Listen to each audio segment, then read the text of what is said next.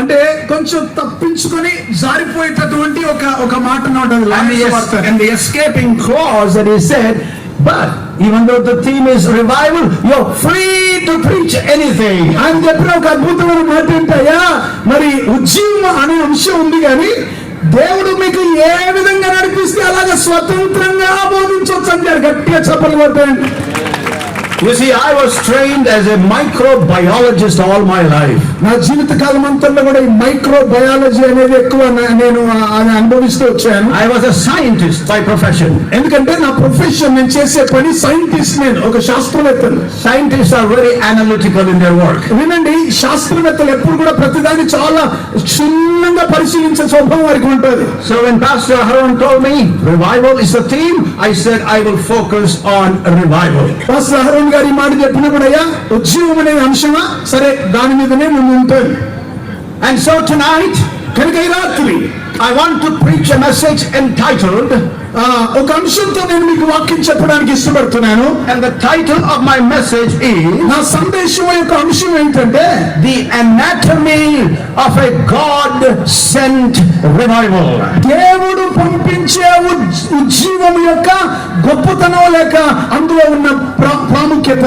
The anatomy, the mechanisms of a God sent revival. దేవుడు పంపించే ఉజ్జీవం యొక్క పద్ధతి లేక ఆయన కోరుకున్న విధానం.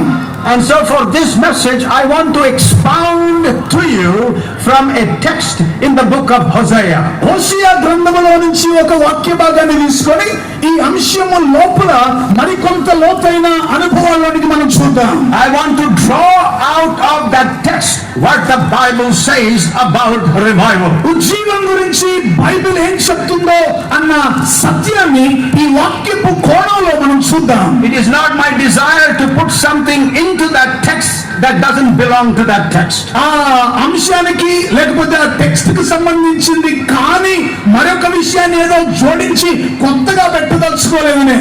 I want to faithfully, prayerfully, reverentially, fearfully draw out of the text as the Lord gives me the insight. నమ్మకంగా, యథార్థంగా, ప్రార్థనా పూర్వకంగా, మరి ఏ విధమైన అనాలోచన కాకుండా భయభక్తులతో దేవుడిచ్చిన ఈ వాక్యములోని అంశం ఏదుందో అందులో నుంచే నీకు బోధించబోతున్నాను. So if you have your Bible, turn with me to Hosea chapter 10 verses 12 and 13.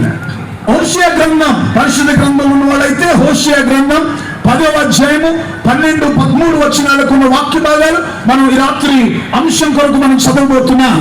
And as a parallel text from the New Testament, దానికి సంబంధించే కొత్త నిబంధనలో మరొక వాక్య భాగాన్ని తీయబోతున్నాం. I want to draw your attention to the book of Revelation chapter 3 verses 2 and 3. అదే రీతిగా ప్రకటన గ్రంథం 3వ అధ్యాయం 2-3 వచనాలను కూడా దీనికి అనుసంధానపరిచి నేను మాట్లాడబోతున్నా. I would humbly request our translator to read very clearly our text because this is the word of God. హోషేయ గ్రంథం 10వ అధ్యాయం 12-13 వచనాలకు ఉన్న వాక్య భాగాన్ని మరి నేను చదువుతున్నాను. అందరూ కూడా స్పష్టంగా ఈ వాక్యాన్ని చదువుతున్నప్పుడు మీరు గమనించాలని కోరుతున్నాను. నీతి ఫలించినట్లు మీరు విత్తనము వేయుడి, ప్రేమయను కోత మీరు కోయుడి, యెహోవాను వెతుకుటకు ఇదే సమయము గనుక ఆయన ప్రత్యక్షమై మీ మీద నీతి వర్షము కురిపించినట్లు ఇది వరకెన్నడను దున్నని బీడు భూములు దున్నడి.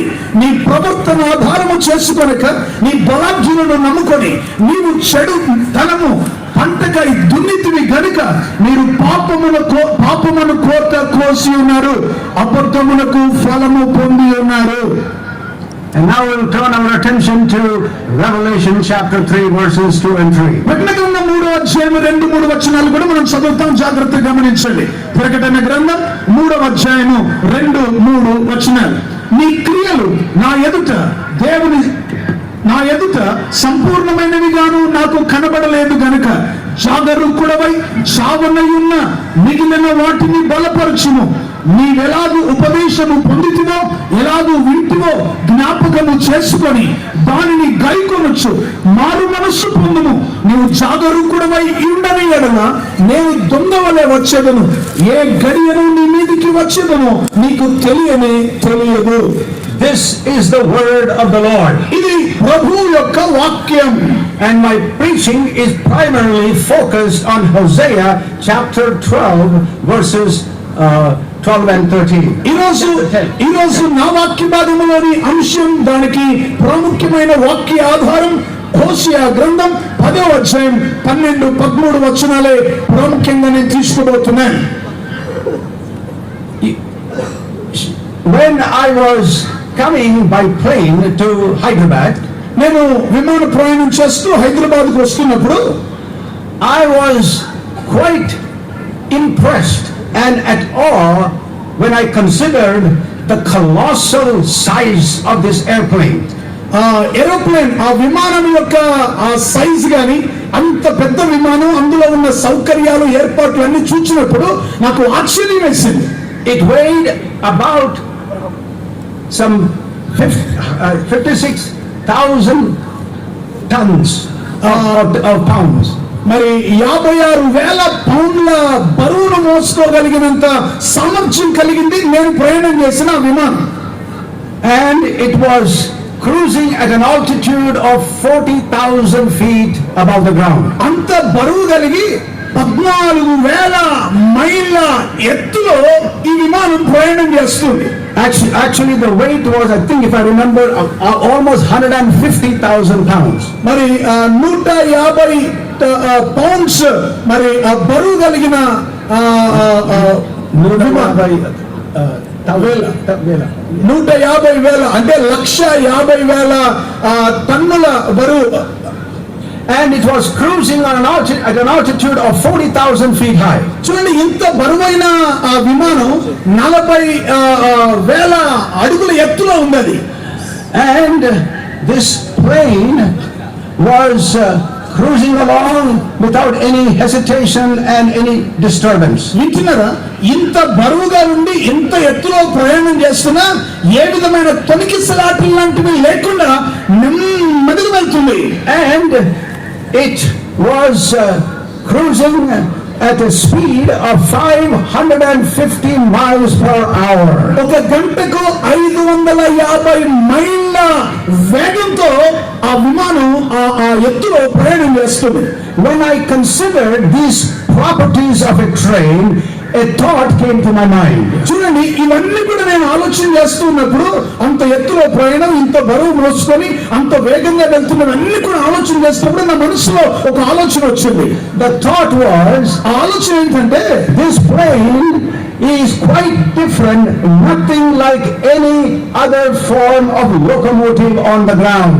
మరి భూమి మీద ఏ రకమైన మోటార్ వాహనము కంటే కూడా ఇది చాలా చాలా వ్యత్యాసమైనది, ప్రత్యేకమైనది, శక్తివంతమైనది గుర్తించాను. The most important factor is the plane is built and designed to be safe at a high altitude.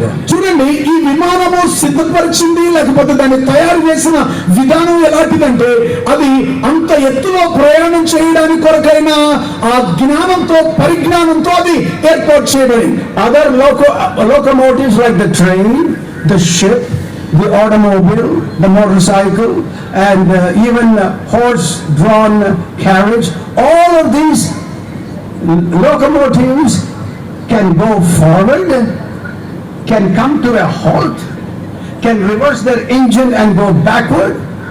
They can go in separate directions as well. చూడండి, మనం భూమి మీద మనకు కనబడుతున్న మిగతా వాహనాలు, ట్రైన్ కావచ్చు, కార్ కావచ్చు, లేకపోతే షిప్ కావచ్చు, లేకపోతే ఇంకా వాహనము అనుకున్నవి ఏవైనా కావచ్చు, ఆ వాహనాలు ఎలాగా సిద్ధపరచబడ్డాయంటే, అవి ఆగాలనుకున్నప్పుడు ఆగుతాయి, వెనక్కి రివర్స్ తీసుకుంటాయి, ఈ డైరెక్షన్ లో వెళ్తాయి, మళ్ళీ ఇటు తిరుగుతాయి, మరి వేరే వేరే డైరెక్షన్ లో తిరిగే అవకాశం వాటికి ఉంది. But unlike all of these other forms of locomotives, the plane cannot come to a screeching halt in mid-flight. చూడండి, ఈ మిగతా వాటన్నిటిలాగా కాకుండా ఈ విమానం యొక్క విధానం ఎలాగుంటుందంటే, ఒకసారి అది ప్రయాణం అయి వెళ్తున్న తర్వాత మధ్యలో ఆకాశంలో ఎక్కడ కూడా హాల్ట్ అయ్యే సౌకర్యం దానికి ఎట్టి పరిస్థితిలో ఉండదు. In mid-flight, it cannot reverse its engine and go backward. మరి ఆ మధ్యలో ఆగేసి మళ్ళీ అయ్యో తప్పెళ్ళిపోయానని మళ్ళీ వెనక్కి రివర్స్ తీసుకొని మళ్ళీ వేరే డైరెక్షన్ లో వెళ్ళే అవకాశం ఉండదు. The plane's safety lies in flying in the air, always moving forward with its fabulous thrust and all going upward. చూడండి, ఈ విమానం తయారు చేసిన విధానం దాని యొక్క ఉద్దేశం ఎలా ఉంటుందంటే ఒక్కసారి అది పైకి వేసిన తర్వాత అది ఆకాశంలోనే అలాగా ఎక్కడ ఆగకుండా అది ముందుకే వేగంగా వెళ్తూ పైకి వెళ్తూ అలాగ వెళ్ళడానికి అది సిద్ధం చేయబడింది. When I thought about that, దాని గురించి నేను ఆలోచన చేసినప్పుడు I realized our Christian life with Christ is just like an airplane. వినండి, ఒక క్రైస్తవ విశ్వాసి జీవితం కూడా అలాగే ఏరోప్లేన్ లాంటి దానిగానే దేవుడు ఏర్పాటు చేస్తాడని నేను గుర్తించాను. We are made to soar high in the power of the Holy Spirit. పరిశుద్ధాత్మ శక్తి ద్వారా మనం పైకి పైకి ఎగురుతూ ముందుకే వెళ్ళడానికే సిద్ధపరచబడ్డాం. నమ్మిన వారు చప్పట్లు కూడా దేవుని స్తుతించారు. Amen. Amen. Our safety is in moving forward, not coming to a screeching halt. చూడండి, మనం మధ్య మధ్యలో ఆగి వెనక్కి తిరిగి సైడ్కి తిరిగి అలాగే కాకుండా పైకి వెళ్ళి నేరుగా ముందుకు వెళ్ళడానికి కొరకే సిద్ధపరచబడినట్టుగా దేవుడు మనల్ని ఏర్పాటు చేశాడు. If there is an engine failure, the plane is in deep trouble. ఒకవేళ గమనించండి, అలాగా వెళ్ళేటప్పుడు కనుక విమానం యొక్క ఇంజన్ ఫెయిల్ అయితే ఇక చాలా భయంకరమైన పరిస్థితి. The plane may glide for a little while, but it is destined to crash. అది కొంచెం అలాగా ప్రయత్నం అయితే చేస్తాడు పైన, కానీ అది ఇంకా క్రాష్ అయిపోతుంది ఎక్కడో పడిపోయి.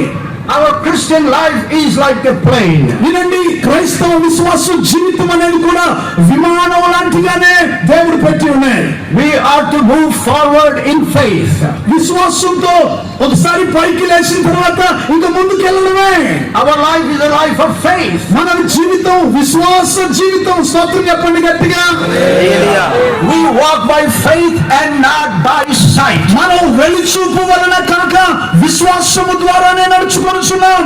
There are many Christians who launched their flight with the Lord with great hope and expectation. కొంతమంది విశ్వాసులు ఎలాగంటే ఎంతో గొప్ప ఆశతో ఆసక్తితో ఊహల్లో వాళ్ళు పైకి ఎగిరిగా ముందుకు వెళ్ళాలని ప్రయాణం అయితే మొదలు పెడతారు. Suddenly they have lost that original affection they had for the Lord. అకస్మాత్తుగా మధ్యలో ఏమైపోతుందో తెలియదు, కానీ వారు ఏ ఉద్దేశంతో ఏ భారంతో ఏ దర్శనంతో అయితే మొదలు పెట్టారో అది మధ్యలో పోతుంది. They no longer have the power of the Holy Spirit that they used to enjoy and experience anymore. ఆ ప్రారంభ దినాల్లో వారు ఉపయోగించిన పరిశుద్ధాత్మ శక్తిని గాని అదే ఆసక్తి గాని ఆ తర్వాత కాలంలో వారు ఉపయోగించరు.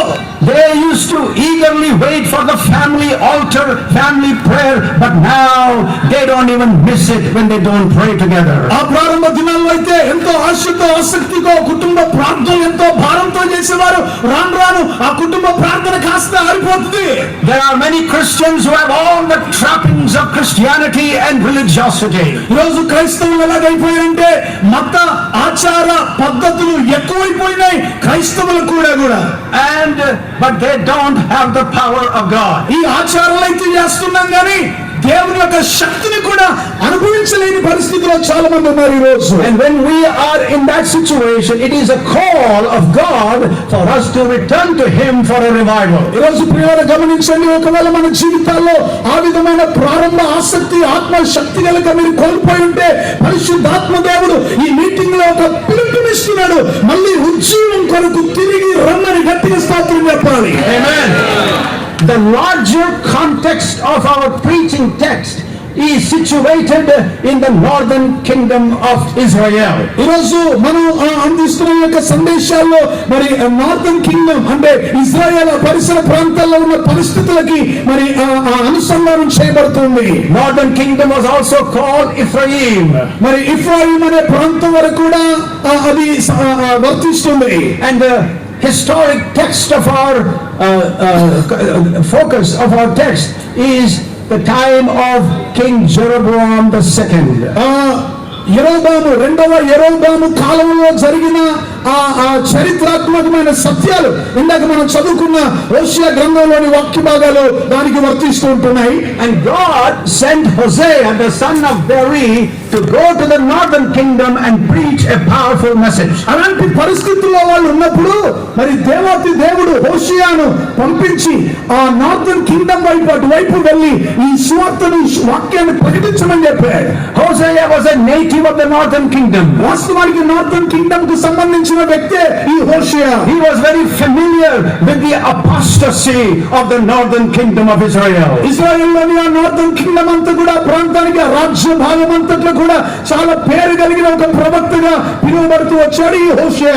During the time of Jeroboam II, the nation of Israel or Ephraim enjoyed tremendous material prosperity. చూడండి, ఆ రెండవ యెరోబోము కాలంలో అక్కడున్న ఎఫ్రాయిమీయులు ఆ ప్రాంతంలో ఉన్న వారందరూ కూడా చాలా మరి వారి జీవితాన్ని ఎంతో ఉల్లాసభరితంగా లోకంలో అనుభవిస్తున్నారు.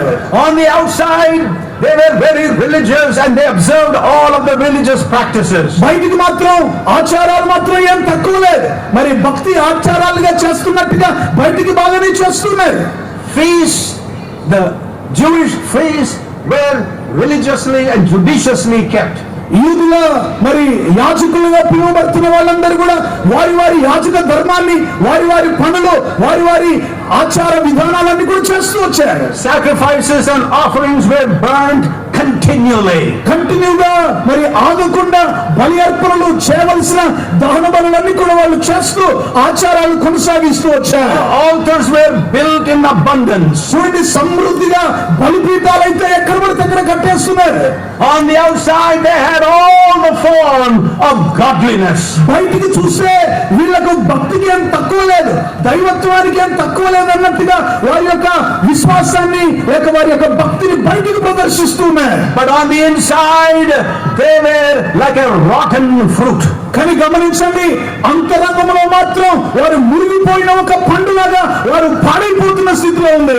Israel was spiritually bankrupt. ఇశ్రాయేలు ప్రజలు ఆ యొక్క మరి ఆ అప్పుల స్థితిలో ఉన్నట్టుగా వాళ్ళు ఉంటున్నారు. ఆ స్థితిలో pagan practices were observed side by side with divinely ordained worship. చూడండి, భక్తి పూర్వకంగా ఆధ్యాత్మికంగా ఈ పద్ధతులు పాటిస్తూనే మరొక వైపు అన్య దేవతలు, అన్య దేవుళ్ళకి వాళ్ళు చేసేవి చేస్తూ ఉన్న ఒక భయంకరమైన స్థితి.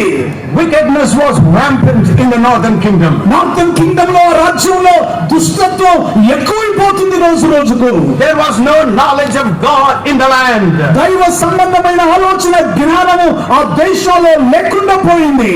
So God sent Hosea to the northern kingdom to preach a threefold message. అలాంటి పరిస్థితిలో హోషేయను దేవుడు ఆ ప్రాంతానికి, ఆ నార్థన్ రాజ్యానికి పంపించి 3 రకాలైన శక్తివంతమైన 3 పేటల సందేశాన్ని పంపించారు. And that was number 1, they were reminded that God hates sin. అక్కడ దేవుడు చెప్పిన మొట్టమొదటి విషయం ఏంటంటే దేవుడు పాపాన్ని ద్వేషిస్తున్నాడు. Many Christians today don't realize that. ఈరోజు క్రైస్తవులారా, చాలా క్రైస్తవులైన వారు వాళ్ళు ఆ విషయాన్ని మర్చిపోయారు. They only like to focus on the good side or the loving side of God. దేవుడి యొక్క మంచితనాన్ని, మంచి భాగాన్ని మాత్రమే వాళ్ళు చూస్తున్నారు. Let me tell you, my dear brothers and sisters, the God of the Bible is a consuming fire. రాత్రి సంఘమా గుర్తించండి, మన దేవుడు ఆ సర్వశక్తుల దేవుడు, ఆయన దహించు అగ్ని అయిన దేవుడై ఉన్నాడు. So Hosea preached that sin is hated by God. God hates sin. హోషేయ ఆయన ప్రకటిస్తూ మొట్టమొదటి మాట చెప్తున్నాడు, దేవుడు పాపాన్ని ద్వేషిస్తున్నాడని. And the second thing is, Hosea reminded them, judgment of God is coming unless you take appropriate action to escape the coming retribution of God. రెండవ విషయం హోషేయ చెప్తున్నది ఏంటంటే, మీరు సరిగ్గా వెనక్కి తిరిగి ఆయన వైపు మీరు తిరగకపోతే తీర్పు ఒకటి మీ జీవితంలో ఈ దేశం మీదకి రాబోతుంది అని చెప్పాడు. And the third message is this. మూడవ సందేశం ఏంటంటే, God's love for his people stands forever. దేవుడు తన ప్రేమ నిరంతరం నిలిచి ఉండే ప్రేమను తన ప్రజల్లో చూపించగలుగుతున్నాడు. Only turn to him. He is more than willing to forgive you and to restore you. ఆయన వైపు గనుక మీరు తిరగగలిగితే ఆయన అత్యధికమైన ప్రేమ మీ పట్ల చూపించి మిమ్మల్ని క్షమించి మరలా మిమ్మల్ని పునరుద్ధరిస్తాడు అని చెప్తున్నాడు. గట్టిగా స్తోత్రం చెప్పండి. హల్లెలూయా. Our God's love to restore you and to empower you far outweighs our capacity to fail the Lord. పిల్లలు గమనించండి, మన పట్ల దేవునికి ఉన్న ప్రేమ, మన పట్ల దేవుడు మనల్ని పునరుద్ధరించే విధానాన్ని కనుక మనం ఆలోచన చేస్తే మరి ఆయన పునరుద్ధరించడానికి ప్రేమించడానికి మరి యోగ్యమైన రీతిలో మనం లేకుండా దూరంగా ఉన్నాం. Recently I came across a quote that really warmed my heart. ఈ మధ్య కాలంలో ఒక విషయం గుండా నేను వెళ్ళడం జరిగింది. అది నాకు ఎంతో ఇబ్బంది అయింది. And the quote simply says this. తెలియజేసే మాట ఏంటంటే, even though we are imperfect, God loves us perfectly. మనం యోగ్యత లేకున్నా లేకపోతే మనకు పరిపూర్ణత లేకున్నా పరిపూర్ణమైన ప్రేమతో మన దేవుడు మనల్ని ప్రేమిస్తున్నాడనే మాట నాకెంతో సంతోషం అనిపించింది. Even though we are incomplete, God loves us completely. మనం అసంపూర్ణమైనప్పుడు కూడా సంపూర్ణమైన ప్రేమతో దేవుడు మనల్ని ప్రేమిస్తున్నాడు. గట్టిగా స్తోత్రం చెప్పండి. Even though we may feel at times that we are lost without a compass to guide us, మనల్ని ఏ విధమైన మార్గం మనల్ని చూపించడానికి ఏ దిశ నిర్దేశం మనకు లేకున్నప్పటికీ కూడా God's love encompasses us marvelously. దేవుని యొక్క ప్రేమ మనల్ని సరైన దిశలోనికి మనల్ని అద్భుతమైన రీతిలో సమకూర్చింది. Such is God's wondrous love. అలాంటి ప్రేమ దేవుని యొక్క అద్భుతమైన ప్రేమ మన పట్ల. If you don't remember anything that I preached to you tonight, ఒకవేళ రాత్రి నేను అందించిన సందేశంలో మీరు ఏది గుర్తు పెట్టుకోకపోయినా, I want you to know that the God of the Bible, Yahweh, He loves you with an everlasting love. ఈ యొక్క పరిశుద్ధమైన దేవుని యొక్క వాక్యంలో ప్రకటించబడుతున్న ఈ దేవుడు శాశ్వతమైన ప్రేమతో మిమ్మల్ని ప్రేమిస్తున్నాడు అన్న వాక్యాన్ని గుర్తుపెట్టుకోవాలి. He knows your condition more than you could ever know yourself. నీ స్థితి నీకు తెలిసిన దానికంటే మరి ఎక్కువైన రీతిలో నీ దేవునికి నీ స్థితిగతులన్నీ కూడా ఎరిగిన వాడు నమ్మిన వాడు గట్టిగా స్తోత్రం చెప్పాలి. Many in the church once experienced the power of God in their lives, but now are impotent and spiritually dry. మీలో కొంతమంది గతంలో మీ సంఘాల్లో దేవుని యొక్క శక్తిని అపరిమితంగా మీరు అనుభవించిన వారే అయితే ఈ దినాల్లో అయితే ఆ శక్తిని అనుభవించకుండా ఎండిపోయిన పరిస్థితిలో ఉన్నవారు ఉన్నారు కొంతమంది ఇక్కడ. Do you ever feel like that? అలాంటి అనుభవం అప్పుడప్పుడు మీకు అనిపిస్తుందా? Once you tasted the fresh outpouring of the Holy Spirit, but now you are thirsty, wasted and barren. ఒకప్పుడు దేవుని యొక్క తాజా అభిషేకం, దేవుని యొక్క తాజా సన్నిధి యొక్క అనుభవం మీరు కలిగి ఉన్నారు. ఇప్పుడైతే అది ఎండిపోయింది, ఎప్పుడెప్పుడు అది దొరుకుతుందా అన్న దప్పికతో ఎదురు చూస్తున్న వారు ఉన్నారు. If you are in that condition right now, don't despair. ఒకవేళ అలాంటి స్థితిలో కనుక ఇక్కడ ఉన్న వాళ్ళు ఎవరైనా ఉంటే మీరు నిరుత్సాహపడాల్సిన అవసరం లేదు. Don't lose hope. నిరీక్షణ కోల్పోవద్దు. God can reverse your forward movement. నీవు ముందుకెళ్లకుండా నిన్ను ఆపివేసిన స్థితి నుండి దేవుడు తొలగించి మిమ్మల్ని ముందుకు నడిపించగలుగుతాడు. He can move you in His purposes. తన ఉద్దేశంలో మిమ్మల్ని నడిపించడానికి ఆయన సిద్ధంగా ఉన్నాడు. You need the power of God to flow through you again so you can soar to new heights. దేవుడు తన మహత్తరమైన పరిశుద్ధాత్మ శక్తితో నిన్ను నింపి ఆ ఉన్నతంగా ఎదిగి ముందుకు సాగాలనే దేవుడు నీ పట్ల కోరిక కలిగి ఉన్నాడు. Before I go any further ముందుకెళ్ళడానికంటే ముందు into this text, ఈ వాక్యంలో ఇంకా ముందుకెళ్తున్నప్పుడు I need to give you some introductory remarks. ఉపోద్ఘాతంలో ఉన్న కొన్ని రిమార్క్స్ నేను మీతో చెప్పాలి. First, మొట్టమొదటిది, revival is not for the unsaved or unregenerate people. వినండి, ఉజ్జీవం అనేది అన్యజనులకు కాదు. ఉజ్జీవం అనేది దేవునికి దూరంగా ఉన్న వాళ్ళ కొరకు కాదు. Revival is not for the unsaved. రక్షించబడని వారి కొరకు కాదండి ఉజ్జీవం. What they need is to be enlivened from their spiritual deadness. వారి యొక్క మృతతుల్యమైన ఆత్మ సంబంధమైన మృతతుల్యమైన స్థితిలో నుంచి వారు బయటకు రావాల్సి ఉంది. And they cannot make themselves alive. అది వాళ్ళంతకు వాళ్ళే బ్రతికించుకోలేరు, వాళ్ళంతటికి వాళ్ళే జీవాన్ని తీసుకురాలేరు. Like a dead corpse, they cannot revive themselves on their own. చూడండి, మరణించిన వారు మృతులైన వారు వాటంతకు వాళ్ళే మళ్ళీ తిరిగి లేపుకోలేరు కదా. The enlivenment of the unsaved people by the sovereign work of God is called, there is a beautiful term, and that term in English is called regeneration.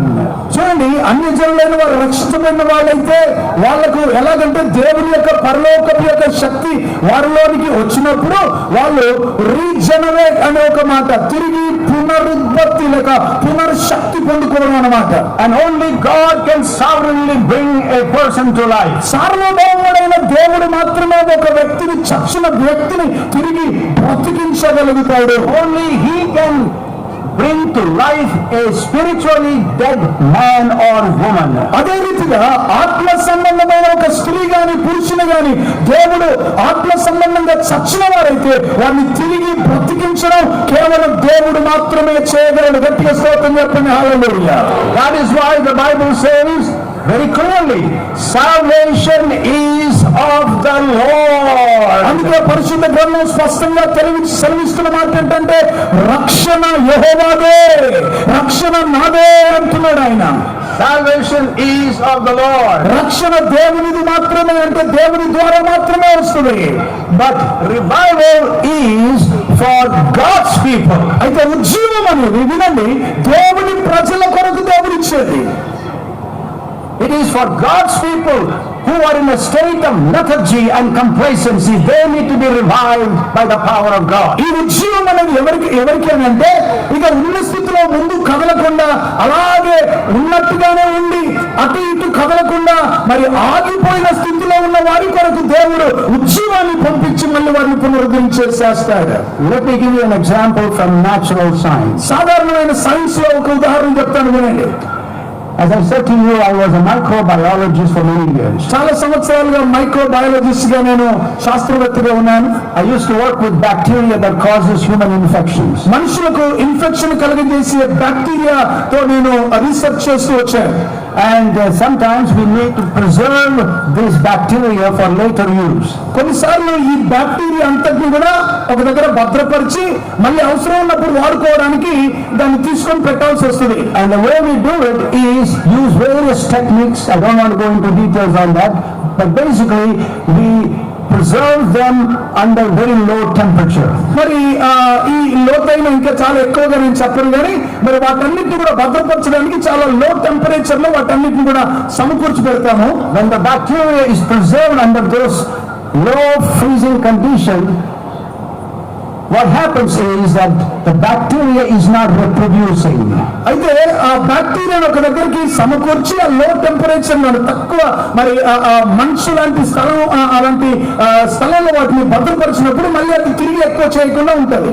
But its life system is not obliterated from the bacteria. అయితే మరి ఆ system దాని యొక్క జీవ system ఎలాంటిదంటే అది బయటికి పొక్కకుండా ఉండడానికి కొరకు అది చాలా ప్రయాసపడి అక్కడే ఉంటది. So when we want to revive that bacteria, we simply bring that bacterium out of the deep freeze and put it at room temperature, and it is now ready to reproduce and multiply. అయితే ఆ బ్యాక్టీరియాను అలాగా ఒక దబ్బలో పెట్టినట్టుగా ఉంచి ఆ deep freeze లో నుంచి బయటికి తీసి నార్మల్ టెంపరేచర్ గా రూమ్ లో పెట్టి వదిలినప్పుడు అది ఇంకా ఎక్కువ అవుతుంది అన్నమాట. You know, there are many Christians who are living their lives in deep freeze. మీలో కొంతమంది క్రైస్తవులు ఎలాంటి స్థితిలో ఉన్నారంటే డీప్ ఫ్రీజ్ లో పెట్టేసి బాక్స్ లో మూసేసి పెట్టినట్టుగా ఉన్నారు. Yeah, they are there. the life system is not obliterated, but they are not reproducing. చూడండి వాళ్ళ యొక్క సిస్టమ్ ఎలాగా తయారైపోయిందంటే ఆ బాక్స్ లో మూత వేయబడి ఇక ఎక్కువ కాకుండా ఉన్నతాన్ని ఉన్నట్టుగా పెట్టారనమాట. The second principle is, రెండవ సిద్ధాంతం ఏంటంటే the Bible is not a steady state experience of the church. చూడండి ఈ ఉద్యోగం అనేది సంఘము ఏదో నేర్చుకునే పద్ధతిలో ఉండే ఒక వ్యవస్థ కాదు. In other words, we don't spend our entire life in a one continuous long stretch of revival. మరి ఉద్యోగం అనే మాటతో ఇక సంవత్సరాల తరబడి అలాగే ఒక మాటతో వెళ్ళిపోవడానికి కొరకు కాదు ఇది. We go in stages, or rather in phases of revival interspersed by dryness and waywardness. చూడండి ఈ ఉద్యోగం అనేది మరి అలాగే ఉండకుండా ఎలాగుంటుందంటే ఎండిపోవడం, తర్వాత అది ఉన్న స్థలంలోనే అది బంధించబడ్డట్టుగా ఉండడం ద్వారా అది పొక్కకుండా ఉంటది. So when we go through seasons of spiritual apathy, ఆత్మ సంబంధమైన పద్ధతిలో మనం ముందుకు వెళ్తున్నప్పుడు and estrangement from God, దేవుని యొక్క నుంచి దేవుని యొక్క తాకిడి అనుభవాన్ని మనం తీసుకున్నప్పుడు, and when we don't become fruitful, అలాగా దేవుని శక్తి వచ్చిన తర్వాత మనం ఇంకా ఫలభరితం కాకపోతే, we must know it is time for us to experience a revival. అలాంటి పరిస్థితుల్లో కనుక ఎవరైనా ఉన్నారంటే గమనించాలి, మనం ఉజ్జీవం కొరకైన ఒక సమయంలో ఉన్నామని గ్రహించాలి. గట్టిగా స్తోత్రం చెప్పండి. హల్లెలూయా. Amen. Amen. And the third principle is, మూడవ సిద్ధాంతం లేకపోతే సూత్రం ఏంటంటే, revival follows the spiritual law of sowing and reaping. ఉజ్జీవం అనేది ఆత్మ సంబంధమైన విత్తడం, ఆత్మ సంబంధమైన పంట కోయడంతో అది ముందుకు సాగుతుంది. Notice what the text says. ఇక్కడ వాక్య భాగంలో ఏం చెప్తుందో వినండి. In Hosea chapter 10 verse 13, హోషేయ గ్రంథం 10వ అధ్యాయం 13-12 వచనం. we read, sow for yourself righteousness in this and reap the first fruit of unfailing love. చూడండి ఇక్కడ మనం గమనించినట్లయితే, నీతి ఫలించినట్లు మీ విత్తనమును వేయుడి, ప్రేమయను కోత మీరు కోయుడి. Now I want you to make a special note here. ఇక్కడ ఒక ప్రత్యేకమైన మాట ఉపయోగిస్తాను, వినండి. That word righteousness in this context is not talking about the imputation of God's righteousness to us because of our faith in Christ. చూడండి ఇక్కడ మాట్లాడుతున్న నీతి అనే మాట ఏదైతే ఉందో, ఆ నీతి మనం దైవ సంబంధమైన, అంటే దేవుడు మనకు నీతినిచ్చి మన యొక్క పరిస్థితులు మార్చే ఆ నీతి గురించి కాదు మాట్లాడేది. It is talking about right actions pleasing to God or virtuous behavior. దేవునికి ఇష్టమైన, దేవునికి అనుకూలమైన మన యొక్క స్వభావం, మన యొక్క లక్షణాలు అనే ఒక నీతి విత్తనం అనేది ఇక్కడ మాట్లాడుతున్నారు. Note what the text says in Hosea chapter 10 verse 13. హోషేయ గ్రంథం 10వ అధ్యాయం 13వ వచనంలో ఉన్న వాక్యాన్ని కూడా మనం కొనసాగిద్దాం. Israel sowed iniquity. Notice, it sowed iniquity and reaped injustice.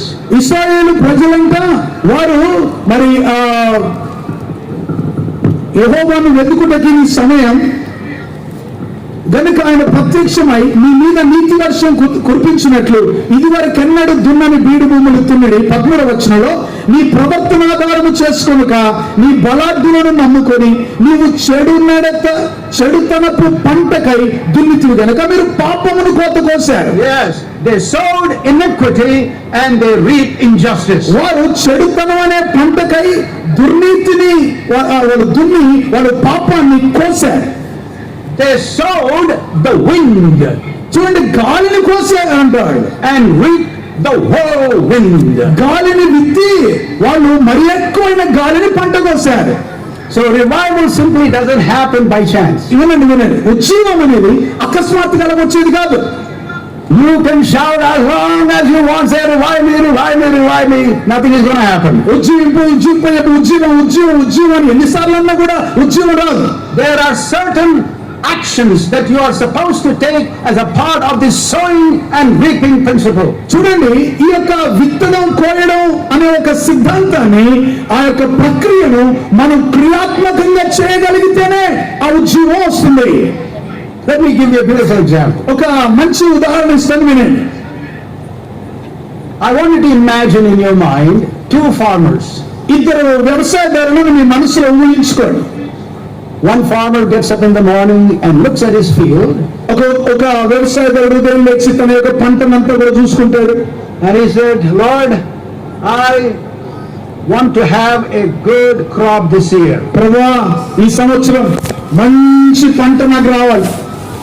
However, Lord, it is none of my business. I cannot make it happen. Only you can make it happen. ప్రభువా, మంచి పంట కావాలి, దానికి నేను చేసేది ఏమీ లేదు, నీవే కదా చేసేది, ఏదో ఒకటి నీవే చేయి, మంచి పంట ఇయ్యి. So with that mindset, he goes to the Lord in prayer and simply asks for revival, saying there's nothing he can do about it. చూడండి, ఆయన అలాగే వెళ్ళి దేవుని దగ్గరికి వెళ్ళి, ప్రభా నేనేం చేయలేను, నీవే పంట ఇచ్చేసేయి అని ఏం చేయకుండా ఉద్యోగం కొరకు అడిగినట్టుగా ఇలా అడుగుతాడు అనుకోండి. But the other farmer, మరొక వ్యవసాయదారుడు ఉన్నాడే, he says, ఆయన అంటాడు, I would like to have a good crop this year. ప్రభా ఈ సంవత్సరం నాకు మంచి పంట కావాలి. And notice what he said to himself. తనతో తను ఏం చెప్పుకుంటున్నాడు వినండి. But there is a lot of work for me to do. అయితే మంచి పంట కోయడానికి కొరకు నాకు చాలా పని ఉంది. Oh, I need to plow the ground. నేను భూమిని దున్నాలి, I want to plant the seed. విత్తనాలు వేయాలి. And after I do all things that is necessary for me to do, నేను చేయవలసిన పనులన్నీ కూడా నేను చేసిన తర్వాత I pray to God for him to do what he alone can do. అప్పుడు ఆయన మాత్రమే చేయగలిగిన పని ఆయన చేసేటట్లు దేవుని సన్నిధిలో ప్రార్థన కొరకు వస్తాను. So he does all that he needs to do. He prays to God for sunshine and rain and waits expectantly for a bountiful harvest. తను చేయవలసిన పనులన్నీ కూడా బాధ్యతలన్నీ కూడా చేసి అప్పుడు సూర్యరశ్మి దేవుడు మాత్రమే ఇవ్వగలడు కదా, వర్షం దేవుడు మాత్రమే ఇవ్వగలడు కదా, దాని కొరకు దేవుని సన్నిధిలో ప్రార్థన చేస్తాడు. So tell me, which of these two farmers is likely to reap a bountiful harvest? ఇప్పుడు ప్రశ్న జవాబు మీరే చెప్పాలి. ఈ ఇద్దరు వ్యవసాయదారుల్లో ఏ వ్యవసాయదారుడు, ఏ వ్యక్తి సంపూర్ణమైన ఫలాన్ని గొప్ప పంటను కోయగలుగుతారు చెప్పండి. Not the first farmer, మొదటి వ్యవసాయదారుడా, but the second farmer. కానీ రెండో వ్యవసాయదారుడే కదా. So this text calls us to take 3 specific actions for a revival. ఒక గొప్ప ఉద్యమం రావడానికి 3 విషయాలు ఇక్కడ చేయడానికి కొరకు చెప్పబడ్డాయి. These are actions that God expects us to take. దేవుడు సేవకులమైన సంఘమైన మనం తీసుకొని చేయవలసిన పనులు ఇవి. And when we do that, God will move and he will do what he alone can do. అవి కనుక మనం చేయగలిగినప్పుడు ఆయన మాత్రమే చేయగలిగిన కార్యాన్ని ఆయన తప్పనిసరిగా చేస్తారని మనం వారు గట్టిగా స్తోత్రం చెప్పాలి. Let me give you in summary, before I go into detail, let me give you in summary those 3 steps. మరి ఈ 3 అంశాలతో కూడిన ఈ అన్ని క్రోడీకరించి నేను చెప్తాను వినండి, ముందుకు వెళ్ళడానికంటే ముందు. The 3 steps are ఈ 3 మెట్లు ఏంటంటే breaking, విరగొట్టబడడం, seeking, వెతకడం, and waiting. కనిపెట్టి ఎదురు చూడడం. That's pretty much the formula of God. దేవుని యొక్క సూత్రాలు, ఈ 3 సూత్రాలని 3 మెట్లే. Breaking, విరగొట్టబడాలి, seeking, వెతకాలి, and waiting. ఎదురు చూడాలి, కనిపెట్టాలి. So let's look at the first step we should take, breaking. విరగొట్టబడడం అనే అంశాన్ని మొట్టమొదటిగా మనం చూద్దాం. In verse 12 of chapter 10 we read, 12వ వచనంలో 10వ అధ్యాయంలోని 12వ వచనంలో break up your fallow ground. బీడు భూములను దున్నుడి. Another translation puts it this way, ఇంకొక ట్రాన్స్లేషన్ లో ఏం చెప్పబడిందంటే plow up the hard ground of your hearts. మీరు ఎంత కఠినమైన స్థలాలైనా మీ యొక్క గుర్రాలను తీసుకొని ఆ భూములను దున్నడానికి మీరు వెళ్ళండి. Brothers and sisters, ప్రియ సహోదరి సహోదరులారా, we need to break up the fallow ground that we have been harboring for so long. అనేక కాలం నుంచి, అనేక దినాల నుంచి మనం ఎదురు చూస్తున్న అలాంటి బీడు భూములు, గట్టి భూములు దున్నడానికి మనం వెళ్ళాలి. Our farm, which is the heart, has been abandoned and left alone without attention. చూడండి, మన హృదయం అనే భూములు ఎవరు పట్టించుకోకుండా ఉన్న బీడు భూముల్లాగా మారిపోయినాయి. And this fallow ground has become hard. ఇక ఈ బీడు భూములు కాస్త గట్టి భూమి అయిపోయింది. And it is cracking here and there. ఇక అక్కడక్కడ బీడు మారిపోయింది, బ్రేకింగ్ వస్తూ ఉన్నాయి. It is occupied by thistles and thorns. ఆ మధ్యలో వచ్చే ఆ యొక్క ఆ బీడ్లలో కొన్ని ముళ్ళ తుప్పలు మరి గచ్చ పొదలు లాంటి మొలుస్తూ వచ్చాయి. As a result, it has become dry and unfruitful. మరి ఆ రకంగా ఆ మధ్యలో వచ్చిన ఈ యొక్క ముళ్ళ చెట్ల ద్వారా ఇంకా గట్టిగైపోయింది భూమి, పంటకు పనికి రాకుండా అయిపోయింది. It is infested with thirsty and barren condition. ఇక ఎండిపోయిన భూమిలాగా మరి ఎప్పుడెప్పుడు దాని మీద వర్షం కురుస్తుందా అని ఎదురు చూస్తున్న పరిస్థితులు ఉన్నాయి. It needs to be broken up again to receive the seed. ఈరోజు గమనించండి, మీ యొక్క బీడు భూమిలో ఆ విరగొట్టబడిన భూమిలో విత్తనం పడాలి. Now I want to remind you ఇక మాట గుర్తు చేస్తాను, that word picture of breaking up the fallow ground refers to the condition of our heart. మీరు గమనించండి, ఆ బీడు భూమి ఒకవేళ మన కళ్ళ ముందు కనుక దృశ్యాన్ని తీసుకోగలిగితే మన హృదయాలే అలాంటి బీడు భూమి లాగా ఉంటూ ఉండొచ్చు. To break up our heart requires confession, brokenness or contrition, and consecration. బీడు భూమి లాంటి పరిస్థితిలో ఆ టైంలో విరగొట్టబడాలి అని అంటే చేయవలసింది ఏంటంటే మనల్ని మనం తగ్గించుకోవాలి, మన పాపాలను మనం ఒప్పుకోవాలి, మనల్ని మనం ప్రతిష్ఠించుకోవాలి. I am not making it up. దాన్ని నేను చేయట్లేదండి మీ కొరకు. This is drawn out of the text. ఇది ఇందులో చెప్పబడిన వాక్యాన్ని నేను చెప్తున్నాను. Prophet Jeremiah called on Judah saying, break up its fallow ground and sow not among thorns. ఇర్మియా చెప్తా ఉన్నాడు, ఓ బీడు భూముల్లో ఉన్న యొక్క ముళ్ళ వాటిని తీసివేయమని చెప్తున్నాడు. Jeremiah told the people of Judah, యూదా ప్రజలతో చెప్తున్నాడు, ఇర్మియా circumcise your hearts. నీ హృదయాలను సున్నతి చేసుకోమంటున్నాడు. That word circumcision simply means to cut. ఆ సున్నతి అనంటే అక్కడ కత్తిరించబడాలి, విరగొట్టబడాలి. Break up the fallow ground means to repent of our sins. బీడు భూములు దున్నడం అంటే, బీడు భూములు అనంటే పశ్చాత్తాపంతో మనం దేవుని వైపు తిరగాలని. Why? ఎందుకు? There is a principle here. ఇక్కడ ఒక సూత్రం ఉంది. God is always attracted to a contrite and a lowly spirit. దేవుడు ఎప్పుడు కూడా విరిగి నలిగిన మనస్సు ఎక్కడ ఉంటుందో అలాంటి వారికి ఆయన సమీపంగా ఉంటాడు. చప్పటి వద్ద దేవుని స్తుతించాలి. Brothers and sisters, God is on the search right now tonight. రాత్రి కూడా దేవుడు అదే చూస్తూ ఉన్నాడు. He's looking for people with a contrite spirit. ఎవరైతే విరిగి నలిగిన మనస్సుతో ఆయన దగ్గరకు వస్తున్నారో అలాంటి హృదయాలు చూస్తున్నాడు. Brokenness, విరిగి నలిగిన హృదయంతో ఉన్న వారిని చూస్తున్నాడు. with tears streaming down our cheeks. ఓ విరిగి నలిగిన మనసుతో కన్నీళ్లతో ఆయన దగ్గరకు వచ్చేవాడు. God is going to wipe away our tears. దేవుడు మన కన్నీటిని తుడవడానికి సిద్ధంగా ఉన్నాడమ్మా. He is going to lead us into new dimension of living. మన జీవితంలో ఒక నూతన మలుపు తిప్పడానికి సిద్ధంగా ఉన్నాడు. But it requires contrition. అయితే మనకు కావాల్సిందల్లా యథార్థమైన మనసుతో మనల్ని మనం ఆయనకు అప్పగించుకోవాలి, ఒప్పుకోవాలి. It requires brokenness. విరిగి నలిగిన స్థితి మనకు రావాలి. Ezra, look at Ezra.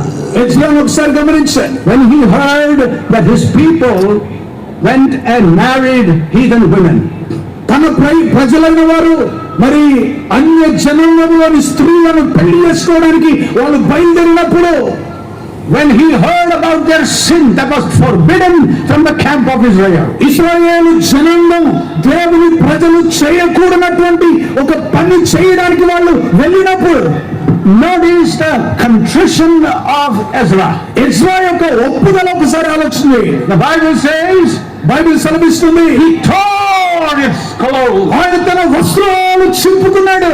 he plucked his hair, ఆయన తన వెంట్రుకలంతా కూడా ఆ ధూళి మోసుకున్నాడు. he sat down astonished. ఆయన What is happening to the people of God? దేవుని ప్రజలకు అయ్యో ఏమైపోయింది అని అలాగే కుప్పకూలిపోయాడు. He fell upon his knees. ఆయన మోకాళ్ళ మీద పడ్డాడు. He spread his hands about to God. ఆయన దేవుని వైపు తన చేతులు దాపాడు. And he cried out to God for his intervention. ఓ దేవా నువ్వు కలగజేసుకోమని దేవునికి మొరపెట్టడం మొదలు పెట్టాడు. We must plow our hearts by confessing and forsaking every sin that hinders God's work in our life. ఈరోజు గమనించండి, మన జీవితాల్లో దేవునికి వ్యతిరేకమైన కార్యాలు ఏవైతే ఉన్నాయో, దేవునికి వ్యతిరేకమైన పాపాలన్నిటి విషయంలో మనం ఒప్పుకొని ఆయన పాదాల దగ్గరికి వచ్చి మనం అప్పగించుకోవాలి. అదే మన హృదయం చింపుకోవడం అంటే. There are many sins that our believers in the Pentecostal church, Pentecost సంఘాల్లో అనేక రకాలైన పాపాలు ఉంటున్నాయి. who have been given a fresh revelation of the work of the Holy Spirit, పరిశుద్ధాత్మ ప్రత్యక్షతలు కలగ చేయబడిన లేక అందించబడిన సంఘం ఈ సంఘం. and yet they harbor many sins that are antagonistic to God. అయినప్పటికీ కూడా దేవునికి అయిష్టమైన, దేవునికి హేయమైన కొన్ని కార్యాలు, పాపాలు సంఘంలో చొరబడ్డాయి. We need to renounce and repudiate pride. వాటన్నిటిని కూడా దూరం చేయాలి, వాటన్నిటిని కూడా విడిచిపెట్టాలి, వాటన్నిటిని కూడా ఒప్పుకోవాలి. We must renounce and repudiate bitterness. మనలో ఉన్న ఆ యొక్క చేదు అనుభవాలు, ఆ స్థితులు మనం విడిచిపెట్టాలి. We must renounce an unforgiving spirit that is tormenting you. మన జీవితాల్లో మనల్ని ఏలుతూ పట్టి పీడిస్తున్న క్షమించరాని స్థితి ఏదైతే ఉందో దాన్ని విడిచిపెట్టాలి. We must renounce jealousy, అసూయ అనేది మనలో నుంచి దూరం చేయాలి. envy, ఇతరుల మీద దురాశను తీసివేయాలి. deceitfulness, మోసపూరితమైన స్థితి తీసేయాలి. selfishness, స్వార్థపూరితమైన స్థితి నుండి దూరం రావాలి. an unforgiving spirit. ఇతరులను క్షమించకుండా మన మనసులో ద్వేషం పెట్టుకుని ఉన్నది. My dear brothers and sisters, I want to say something. I hope that you never ever forget in your life. ప్రియులారా, ప్రియ సహోదరి సహోదరులారా, మీ జీవితంలో ఎప్పుడు మర్చిపోనటువంటి ఒక విషయాన్ని నేను చెప్తూ ఉన్నాను. Because revival is costly. ఎందుకంటే ఉద్యమం అనేది ఉచితంగా వచ్చేది కాదు, చాలా వెలగలిగింది. It requires that we let ourselves go. మనలో ఉన్న కొన్ని స్థితులన్నీ కూడా తొలగించుకుంటే తప్ప ఆ ఉద్యమం మనకు రాదు. Hosea called the people saying, let me read that from one translation. It says, let us know, let us press on to know the Lord. His going out is sure as the dawn. He will come to us as the showers, as the spring rains that water the earth. Hosea chapter 6 verse 3. చూడండి, 6వ అధ్యాయం హోషేయ గ్రంథం 3వ వచనంలో ఉన్న వాక్య భాగాన్ని నేను మీకు చదివి జ్ఞాపకం చేస్తా ఉన్నాను. యెహోవాను గూర్చిన జ్ఞానము సంపాదించుకుందాము రండి, యెహోవాను గూర్చిన జ్ఞానము సంపాదించుకున్నకు ఆయనను అనుసరించుదాము రండి. ఉదయము తప్పక వచ్చే రీతిగా ఆయన ఉదయించును, వర్షము వలె ఆయన మన యొద్దకు వచ్చును. భూమిని తడుపునట్టి తొలకరి వర్షము, కడవరి వర్షము వలె ఆయన మన యొద్దకు వచ్చును. I suggest that breaking up the fallow ground also involves entering into the light of God's word. పిల్లరా, బీడు భూములను దున్నడం అంటే దేవుని యొక్క వెలుగు దగ్గరికి, దేవుడిచ్చే జ్ఞానము దగ్గరికి రావడమే. అది నేను జ్ఞాపకం చేస్తున్నాను. At the end of my message, I am going to give you an invitation to come forward and to offer your hearts to the Lord as your sincere expression of contrition and breaking up the fallow ground. ఈ సందేశం ముగింపులో నేను మిమ్మల్ని ముందుకు పిలవబోతున్నాను. మరి మీ జీవితాలు ప్రభువుకు అప్పగించుకొని ఆ విరిగి నలిగిన స్థితితో ముందుకొచ్చి మన పాపములు, మన తప్పులన్నీ కూడా ఒప్పుకొని ఆ యొక్క బీడు భూమిని దేవునికి అప్పగించి దేవుని యొక్క విత్తనం పడేటట్లుగా మిమ్మల్ని మీరు సమర్పించుకోబోతున్నారు. The second step, రెండవ భాగం, according to our text, మన చదువుకున్న హోషేయ గ్రంథం 10వ అధ్యాయంలో ఉన్న వాక్య భాగం, is the step of seeking. వెతకడం అనేది రెండవ మెట్టు. Notice what the text says. ఇక్కడ ఏం చెప్తుందో విందాం. Break up your unplowed ground.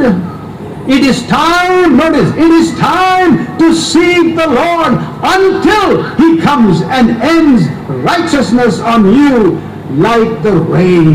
యెహోవాను వెతుకుటకు ఇదే సమయం గనుక ఆయన ప్రత్యక్షమై నీ మీద నీతి వర్షము కురిపించినట్లు ఇదివరకు అన్నాడు దున్నని బీడు భూములు దున్నమంటున్నాడు. There is no revival without prevailing prayer. చూడండి, ఎదురు చూస్తూ కనిపెట్టే ప్రార్థన లేకుండా ఉజ్జీవం సంఘం మీదకి రాదు. One great man of God put it this way. ఒక గొప్ప దైవజనుడు ఈ మాటలు ఇలా చెప్పాడు. He said, when God intends great mercy for his people, the first thing he does is set them a praying. దయచేసి గమనించండి, ఒక గొప్ప దైవజనుడు అన్నాడు ఏంటంటే, దేవుడు తన గొప్ప కార్యాన్ని తన ప్రజల పట్ల చేయడానికి ముందు ఆయన ప్రార్థనలో వారిని నడిపిస్తాడంట. Yes, that is his formula. అది దేవుడు దైవ సంబంధమైన సూత్రం అది. In fact, one great missionary by the name Samuel Zwimmer అనే ఒక గొప్ప machinery, do you know he spent 30 years in the Middle East లో 30 సంవత్సరాలు గడిపాడు to minister among the Muslims. Muslims మధ్య పరిచయం చేయడానికి. During that whole time of arduous work, he only saw 12 people saved. ఈ 30 సంవత్సరాల కాలం అంతా కూడా ఆయన ఎంత దున్నినా మరి 12 మంది మాత్రమే రక్షించబడ్డారు. And this great man of God, ఈ గొప్ప దైవజనుడు said this. ఈ మాట అన్నాడు. He said the history of missions, ఈ చరిత్ర అంటే మిషన్స్ యొక్క పరిచయం యొక్క మిషన్స్ లో the history of missions is the history of answered prayer. చూడండి, చరిత్ర అంతట్లో కూడా మిషనరీల చరిత్ర అంతా కూడా ప్రార్థనలకు జవాబు వచ్చిన చరిత్రలే ఎక్కువ ఉన్నాయన్నాడు. గట్టిగా చెప్పని వారు దేవుని స్తుతించాలి. If you want to see a change in your ministry, ఈ పరిచయంలో మార్పు చూడాలనుకుంటున్నారా? enter into the discipline of prevailing prayer. పట్టుదలతో కూడిన ప్రార్థన అనేది అలవాటుగా చేసుకోండి. Because your ministry is a fruit of prevailing prayer. ఎందుకంటే మీ పరిచర్య ఫలం అనేది ఈ పట్టుదలతో మీరు చేసే ప్రార్థన మీదనే ఆధారపడి ఉంది. Unfortunately, today prayerlessness abounds in the church. ఈరోజు దురదృష్టవశాత్తు ఈ మాట చెప్పాల్సి వస్తుంది. ఏంటంటే సంఘాల్లో అనుకున్నంత ప్రార్థన ఆత్మ లేక ప్రార్థన సహవాసం తక్కువైపోయింది. Oh, they are systematically ignoring the study of God's word. దేవుని యొక్క వాక్యాన్ని నేర్చుకోవాలి, దేవుని వాక్యాన్ని మనం చదువుకోవాలి, ధ్యానించాలి అన్న దానితో మెల్లమెల్లగా ఈ ప్రార్థన అనేది పక్కకెళ్ళిపోతుంది, తక్కువైతుంది. No tears are shed. కన్నీళ్లు తక్కువైపోయినాయండి. There is no hunger for revival. ఉజ్జీవం కొరకైన తృష్ణ, ఆకలి లేకుండా పోయింది. Do you know a survey was done by a famous magazine called Christianity Today? Christianity today, నేటి క్రైస్తత్వం అనే ఒక మ్యాగజైన్ ఒక సర్వే చేశారంట. They found that seminary students preparing for ministry spend barely 10 minutes a day in prayer. పరిచర్య కొరకు సిద్ధపడుతున్న సెమినరీలో చదువుకున్న విద్యార్థులంట సగటున రోజుకు 10 నిమిషాల కంటే ఎక్కువ ప్రార్థనలో గడపలేకపోతున్నారంట. సర్వేలో వెళ్ళిన విషయం. And so prevailing prayer is indispensable for a revival. కనుక గమనించండి, ఈ యొక్క యథార్థమైన కనిపెట్టి చేసే ప్రార్థన అనేది ఉజ్జీవం కొరకు మనం విడదీయలేనటువంటి సత్యం అని గమనించాలి. The Israelites were not seeking after God in truth. ఇశ్రాయేలు ప్రజలు యథార్థంగా సత్యాన్ని వెంబడించడం లేదు, అనుసరించడం లేదు. Do you know what God said about the Israelites? ఇశ్రాయేళ్ల గురించి దేవుడు ఏం చెప్తున్నాడో తెలుసా? He said, they do not cry to me from the heart. వారి హృదయం తరంగములో నుంచి వారు నాకు మొరపెట్టుట లేదు. They turned, but not to the Most High God. వాళ్ళు తిరిగారు కానీ మహోన్నతులైన దేవుడి తట్టు తిరగలేదు. If we need revival, we must seek God in truth and cry to Him with all our hearts. నిజంగా ఉజ్జీవం కావాలంటే పూర్ణ హృదయంతో, యథార్థమైన హృదయంతో ఆయన తట్టు తిరిగి ఆయన వైపు మనం చూడడమే అది మార్గం. God is always near to those who seek Him in truth, in faith, in brokenness and in repentance. విశ్వాసంతో, సత్యంతో, పశ్చాత్తాపంతో, విరిగి నలిగిన మనస్సుతో ఎవరైతే తిరుగుతారో అలాంటి వారే ఈ ఉజ్జీవంలో వారు పొందుకుంటారు. Yes, there is a cost to pay for revival. అవునండి, ఉజ్జీవం సంపాదించడానికి కొరకు వెల చెల్లించాల్సిన అవసరం ఉంది. Be prepared to pay the cost of self-denial. మనల్ని మనం ఉపేక్షించుకోవడం అనే వెల చెల్లించడానికి సిద్ధపడి ఉండాలి. Second, be prepared to pay the cost of prevailing power, prevailing prayer. కనిపెట్టి యథార్థమైన హృదయంతో ఆయన తట్టు చూచి ప్రార్థించడానికి కొరకు సిద్ధపడాలి. దాని కొరకు తిరగాలి మనం. The Bible says, seek the Lord while he may be found.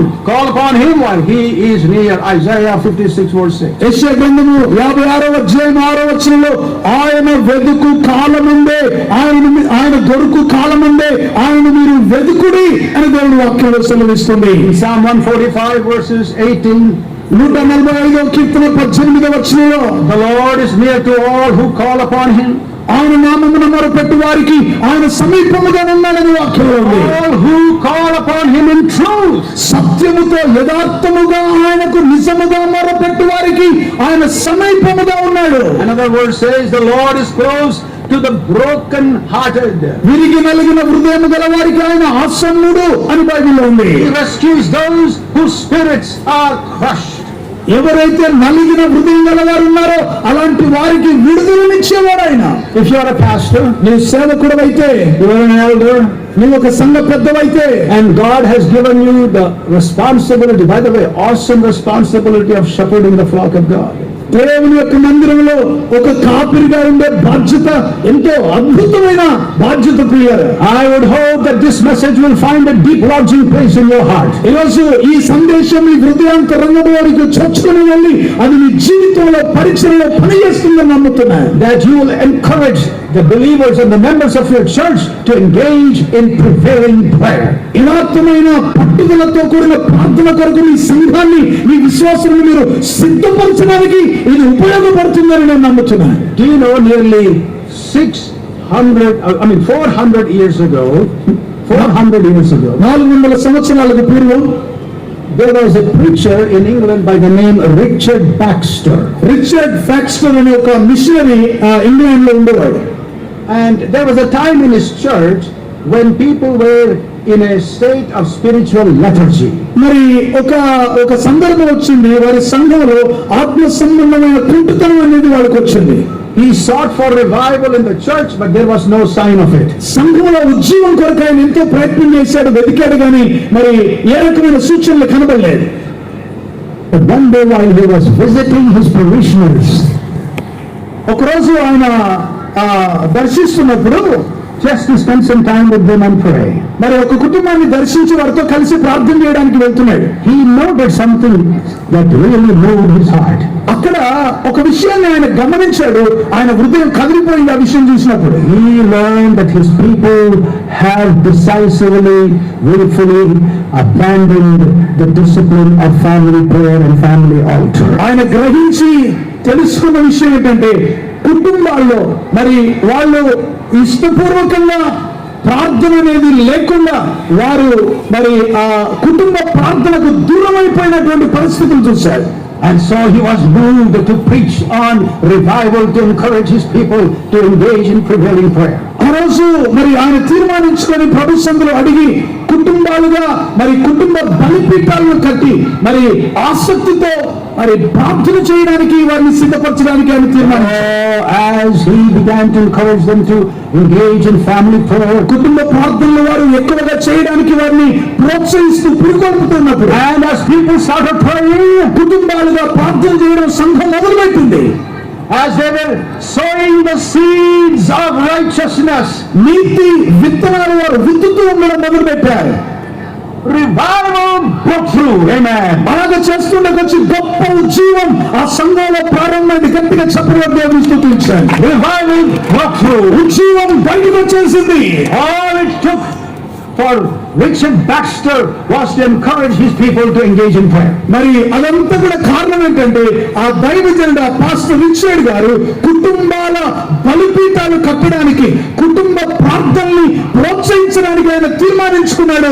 ఆ రకంగా ఉద్యమం వచ్చేసింది. 250 years ago, America was in a very terrible spiritual condition. 250 సంవత్సరాల క్రితం అమెరికా చాలా భయంకరమైన ఆత్మీయ మరి గుడ్డితనంతో ఉండింది. In fact, as I read the news today, I am so burdened, I am so horrified to see the morality and the disparaging of God and denying of God so widespread in America. ఈరోజు America దేశం అంతా కూడా గమనించినప్పుడు, మరి వార్తా పత్రికలను చదువుతున్నప్పుడు, లేక న్యూస్ చూస్తున్నప్పుడు, మరి ఆ దేశం ఎంత అవినీతితో నిండిపోయిందో, ఎంత దేవునికి దూరమైన హేయమైన మరి పాప కార్యాల్లో మునిగిపోయిందో చూస్తున్నప్పుడు నా హృదయం పగిలిపోతుంది.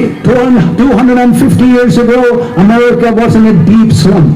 మరి 250 సంవత్సరాల క్రితం అమెరికా అంతా కూడా చాలా దీర్ఘమైన ఆ నిద్రావస్థలోకి వెళ్ళిపోయి, out of a population of less than 1 crore people, 1 కోటి మంది ప్రజల పాపులేషన్ ఉండగా 300,000 of them were confirmed drunkards.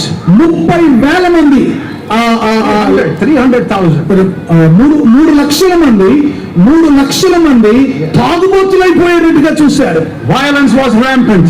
దాన్ని బట్టి చాలా దుర్మార్గత ఎక్కువైపోయింది. Women were afraid to go out at night. మరి రాత్రిలో స్త్రీలు బయటకు తిరగడానికి భయపడుతున్న పరిస్థితి ఏర్పడింది. Churches were in a pitiful condition. మరి సంఘాలైతే చాలా దయనీయమైన స్థితిలోకి వచ్చాయి.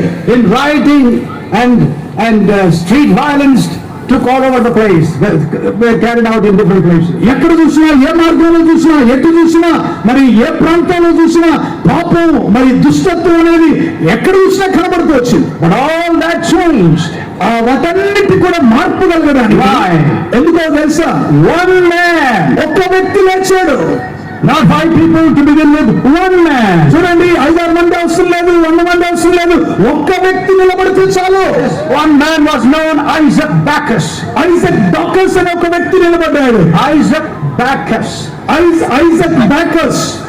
And he had such a burden, he started contacting his fellow pastors. ఆయన తన తోటి సేవకులందరినీ కూడా కాంటాక్ట్ చేస్తూ అందరినీ కూడా సమకూరుస్తూ వచ్చారు. And they started organizing a concert of prayer. ప్రార్థన అనే ఒక కాన్సెప్ట్ ని వారు ప్రారంభించారు. The churches gathered weekly. సంఘాలు వారం కదులుతూ వాళ్ళు కలుసుకుంటున్నారు. Engaged in prevailing prayer. ఎక్కువ భారంతో ప్రార్థన చేయడం మొదలుపెట్టారు. All because one man took the initiative. ఎందుకో తెలుసా? ఒక్క వ్యక్తి అడుగు ముందుకు వేసి దాన్ని పూచి తీసుకుని నిలబడ్డాడు కనుక. And revival broke out like a wildfire. చూడండి, ఒక పెద్ద ఉప్పినలాగా దేశమంతా కూడా ఉద్యమం మొదలైంది. గట్టిగా స్తోత్రం చెప్పండి. హల్లెలూయా. That was the second great awakening in the history of the United States. America దేశంలోని రెండవసారి ఒక గొప్ప మేల్కొల్పు అనేది చరిత్రలో నిలిచిపోయిన సందర్భం అది. And out of that revival ఆ ఉద్యమంలో నుండే came all the great movements of our evangelical Christianity.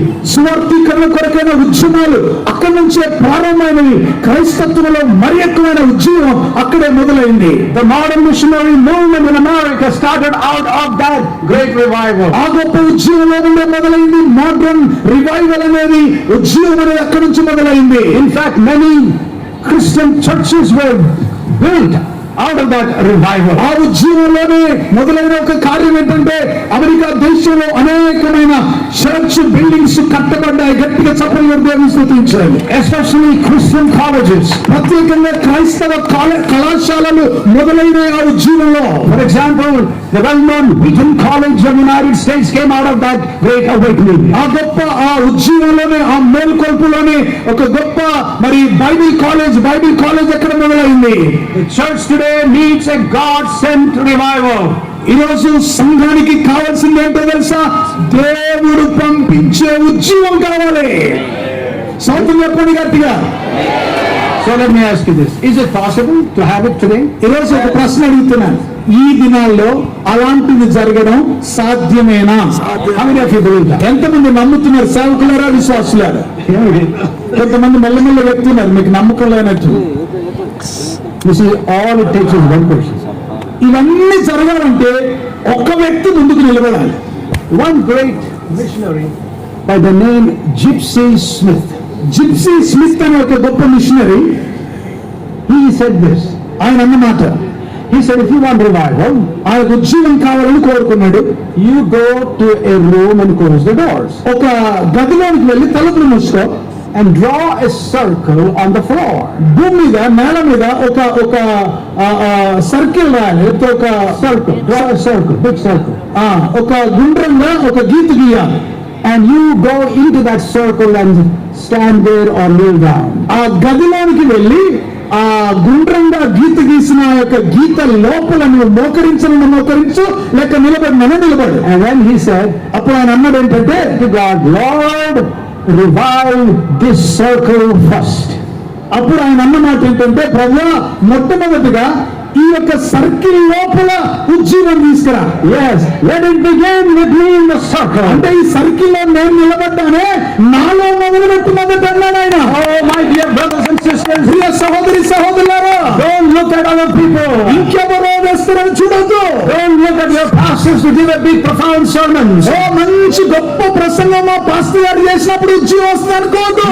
Go and draw a circle in your closet. నీ గది లోపలికి వెళ్ళి తలుపు మూసుకొని ఆ యొక్క గుండ్రంగా గీత గీసి అందులో నిలబడి ఇక్కడ మొదలు పెట్టని అడుగు. And get into that circle. అందులోనికి నీవు నిలబడు And cry out to God. దేవునికి మొరపెట్టు.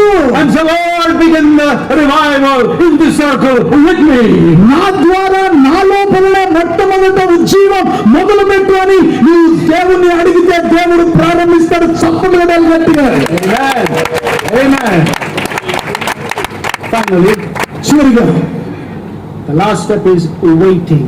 చివరి మెట్టు ఏమిటంటే కనిపెట్టడం, ఎదురు చూడడం. Notice what the text says. ఇక్కడ ఈ వాక్యంలో ఏం చెప్తుందో వినాలి. Sow for yourself righteousness. నీతి అనే విత్తనాన్ని విత్తాలి. Reap in mercy. కనికరాన్ని పంటుకోయాలి. Break up your fallow ground. నీ బీడు భూములు దున్నాలి. For it is time to seek the Lord. ఎందుకంటే యెహోవాను వెతుకుటకు ఇదే సమయం. And seek my face and turn from their wicked ways, says the Lord. ప్రభు అంటున్నాడు, నా తట్టు తిరిగి మీ పాపములు ఒప్పుకొని మరి నా వైపు రమ్మంటున్నాడు. You see, it is time to seek the Lord దేవుని వెతికే సమయం ఇది. till he comes and rains righteousness. ఆయన ప్రత్యక్షమై మన మీద నీతి వర్షము కురిపించినట్లు ఈ పని మీరు చేయమన్నాడు. గట్టిగా స్తోత్రం చెప్పండి. హల్లెలూయా. Now there is a verse that has given some trouble to theologians. ఈ తత్వశాస్త్రవేత్తలకి, థియాలజియన్స్ కి ఒక మాట కొంచెం కష్టతరమైంది ఇక్కడ. There is a verse in verse 12 which says, sow for yourself righteousness, reap in mercy, break up your fallow ground, for it is time to seek the Lord till he comes and rains righteousness on you. Hosea chapter 10 verse 12. నీతి ఫలించినట్లు మీ విత్తనము వేయుడి, ప్రేమయను కోతకు మీరు కోయుడి, యెహోవాను వెతుకుటకు ఇదే సమయం అని గనుక ఆయన ప్రత్యక్షమై మీ మీద నీతి వర్షం కురిపించినట్లు ఇదివరకెన్నడు దున్నని బీడు భూములు దున్నుడి. And in verse 10 verse 12 it says, sow for yourself righteousness, reap in mercy, break up your fallow ground, for it is time to seek the Lord till he comes and rains righteousness on you. ఆయన ప్రత్యక్షమై మీ మీద నీతి వర్షం కురిపించు వరకు కూడా మీరు ఆయన కొరకు కనిపెట్టి మరి ఆయన వైపు చూడవలసిన సమయం ఇదే అని చెప్తున్నారు ఇక్కడ. Bible also says, sow for yourselves righteousness, reap in mercy, break up your fallow ground, for it is time to seek the Lord till he comes and rains righteousness on you. నీతి ఫలించినట్లు మీరు విత్తనం వేయుడి, ప్రేమయను లేక దయను కోత మీరు కోయుడి, యెహోవాను వెతుకుటకు ఇది సమయము గనుక ఆయన ప్రత్యక్షమై మీ మీద నీతి వర్షం కురిపించినట్లు ఇది వరకెన్నడు దున్నని బీడు భూములు దున్నడి. The trouble is not with these verses, ఇక్కడ వాస్తవానికి ఇందులో సమస్య ఏం లేదు. but it is with Hosea chapter 6 verse 2. 6వ అధ్యాయం 2వ వచనంలో ఉన్న వాక్యమే కొంచెం ఇబ్బందికరంగా అనిపిస్తుంది. It simply says, after 2 days he will revive us, on the 3rd day he will raise us up. ఇక్కడ 2వ వచనంలో ఉన్న మాట ఏంటంటే 2 దినములైన తర్వాత ఆయన మనల్ని బ్రతికించును లేక మనల్ని ఉజ్జీవింపజేయును అనే మాట మనకు చెప్తూ మనము ఆయన సముఖమందు బ్రతుకున్నట్లు 3వ దినమున ఆయన మనల్ని స్థిరపరచును. My sincere view on this is that it simply is a way of expressing that revival will happen soon. అంటే నా ఆలోచన ప్రకారంగా నేను అర్థం చేసుకున్న విషయం ఇక్కడ నేను ఏం చెప్తున్నా అంటే 2-3 రోజులు అనే మాట అక్కడ ఉంది కదా, అంటే తొందరగా ఈ ఉద్యమం వస్తుందని అర్థం.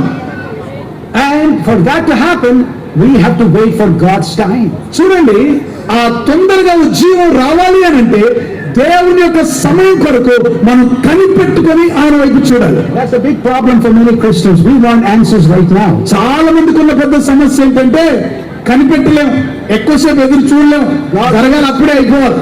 God says, wait on me. దేవుడు అంటాడు నా మీద కనిపెట్టుకొని ఉండండి. You learn something interesting from birds. పక్షుల వైపు చూస్తే కొంచెం మనకు ఆసక్తికరమైన విషయాలు కనబడతాయి. Some birds fly by flapping their wings. కొన్ని పక్షులు అయితే రెక్కలు అలా కొట్టుకొని పైకి ఎగురుతాయి. Other birds sort of glide in the sky and eventually go to their destination. కొన్ని పక్షులు అయితే ఎక్కువ కొట్టుకోకుండా అక్కర్లేకుండానే అలాగా వెళ్ళాల్సిన చోటుకి వెళ్ళిపోతాయి. But the eagle does something very different. అయితే పక్షిరాజు అనే ఒక పక్షి ఉంది. ఆ పక్షిరాజు కొంచెం వ్యత్యాసంగా ఎగురుతుంది. The eagle is known to soar great heights. పక్షిరాజుకున్న ప్రత్యేకత ఏంటంటే చాలా ఉన్నతంగా అది పైకి ఎగురుతుంది. So what does the eagle do? పక్షిరాజు అప్పుడు ఏం చేస్తుంది? It goes to the top of a mountain. ఒక కొండ శిఖరం మీదకి వెళ్తుంది. And the eagle waits for a wind that is what the geologists call the thermal to rise up. మరి అది థర్మో అనే ఒక భయంకరమైన పెద్ద గాలి కొరకు అది కనిపెట్టుకొని ఉంటుంది, ఎప్పుడెప్పుడు అది వస్తుందా. Yeah, this is a heated thermal that rises up. అంటే పైకి ఎత్తగలిగినటువంటి వేడి విస్తారమైన గాలి అది. And when the eagle senses that the thermal is rising, ఈ థర్మల్ అనే ఈ గాలి ఎప్పుడెప్పుడు వస్తుందని కనిపెట్టుకుని ఉంటుంది కదా, ఆ కనిపెట్టుకున్నప్పుడు దీనికి అర్థమైపోతుంది, ఈ గాలి వస్తున్న సంగతి అర్థమవుతుంది. and it stretches its wings. అలాగే ఆ గాలి వచ్చినప్పుడు ఈ పక్షి ఏం చేస్తుందంటే పక్షిరాజు రెక్కలు అలాగా చాపుకొని ఉంటుంది అంతే. It stretches its wings over that rising thermal. ఆ యొక్క పైకి ఎగురుతున్న ఆ గాలి కింద ఈ రెక్కలు ఇలాగా చాపుకొని ఉంటుంది అంతే. And as soon as it comes under the thermal, it simply let the thermal take it to higher ground. చాలా జాగ్రత్తగా గమనించండి. ఆ గాలి వచ్చేస్తున్న సమయంలో ఆ రెక్కలు అలాగా చాపుకొని గాలి కింద నుంచి రావడానికి అవకాశం ఇచ్చినప్పుడు ఇక ఏ కష్టపడకుండానే ఆ థర్మల్ గాలి దీన్ని పైకి తీసుకొని వెళ్తుంది. Revival comes when we wait patiently for the wind of the Holy Spirit to lift us up. వింటున్నారా? ఉద్యోగం అనేది ఎప్పుడు వస్తుందంటే అలాంటి పరిశుద్ధాత్మ గాలి ఎప్పుడెప్పుడు వస్తుందా అని కనిపెట్టుకొని ఉన్నప్పుడు మరి అలాంటి ఉద్యోగం, అలాంటి అగ్ని అభిషేకం అనేది వచ్చి మనల్ని పైకి తీసుకొని వెళ్తుంది. గట్టిగా చప్పట్లు కొట్టి దేవుని స్తుతించాలి. We must wait patiently for the rising of the Holy Spirit to take us to new dimension of living. ఆ పరిశుద్ధాత్మ యొక్క గాలి ఎప్పుడెప్పుడు వచ్చి మనల్ని పైకి లేపుతాదో అని కనిపెట్టుకుని ఉన్నప్పుడు ఆ సమయంలో ఆత్మ గాలి మనల్ని అలాగ తీసుకొని వెళ్తుంది. We need His power to enter into the fullness of God's blessing. దేవుని యొక్క సంపూర్ణమైన ఆశీర్వాదములోనికి రావడానికి మనం కనిపెట్టుకొని ఉండాలి. Our text says, till He comes and rains righteousness on you. చూడండి, మీ మీద నీతి వర్షము కురిపించే వరకు కూడా, ఆ నీతి వర్షంతో మీ మీద ఆయన ప్రత్యక్షమయ్యే వరకు కూడా. And who is this person who rains righteousness on us? మన మీద నీతి వర్షాన్ని కురిపించేవాడు ఎవరండి? Not me, నేను కాదు, not your pastor. మీ పాస్టర్లు కాదు.